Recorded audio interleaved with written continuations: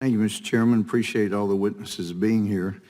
Yeah, and I appreciate the comments. It does help if you have someone who is not bigoted or prejudiced against the person that they're either pursuing or investigating. And hopefully at some point our Attorney General will have somebody independent review the investigation and the determinations made by Peter Strzok and Lisa Page. They obviously hate President Trump, but I was concerned about the exchange by Dr. Goff, Ms. McDonald. I would offer for the record this from PANS, from David Johnson, Trevor Tress, Nicole Burkle, Carly Taylor, Joseph Cesario, officer characteristics and racial disparities in fatal officer-involved shootings. I didn't know, and it would ask that that be made part of the record. Without objection. And also, Ms. McDonald, I had a couple articles from her, one about Dial of Truth from City Journal, summer 1999, one from August 31st, 2000, the Manhattan Institute. I'll offer those for the record. But thank you.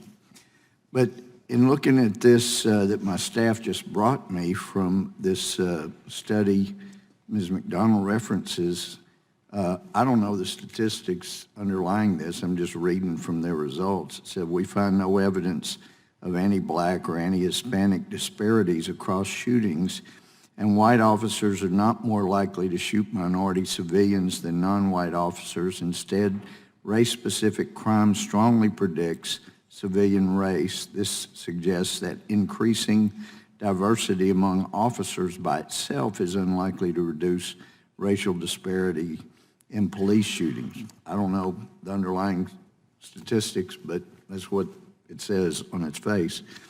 But during my days as a prosecutor, I'd ride along with law enforcement, and I'll never forget, we had a threat in my home county against some law enforcement folks, and I went with them, and he was supposed to be there and have an arsenal, but there is nothing like standing outside the door, and I was 4 years in the Army. We were never in combat, but lots of training, but standing outside the door of somebody that's threatened to kill the people that you're with and knowing that person has an arsenal and you're about to go in his home. And officers all over the country do that each day and put their life at risk so that others hopefully don't end up killed.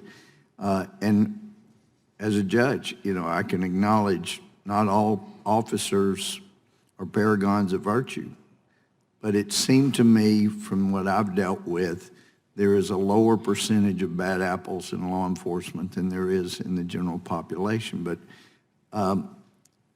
one of the things that was said earlier about the family, I'll never forget the testimony of a gang leader. He had been convicted of murder. His attorney had wisely advised him not to testify, but he refused the advice of his attorney on sentencing, took the stand for one reason. He made it very clear, I'm not following my lawyer's instructions. I can't sit there anymore. I sat through this whole trial and listened to people talk badly about my gang. He was a gang leader, and he had killed a guy. And he said, I'm sick of it. That's my family. I don't know my father. My mother's never around. That is my family, and I couldn't sit still and not say something about people bad-mouthing my family. And boy, that comes home.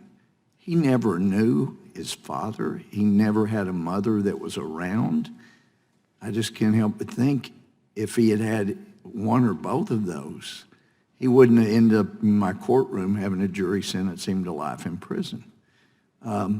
So there are a lot of things we need to look at, and I appreciate the effort of everybody trying to get back to more civility.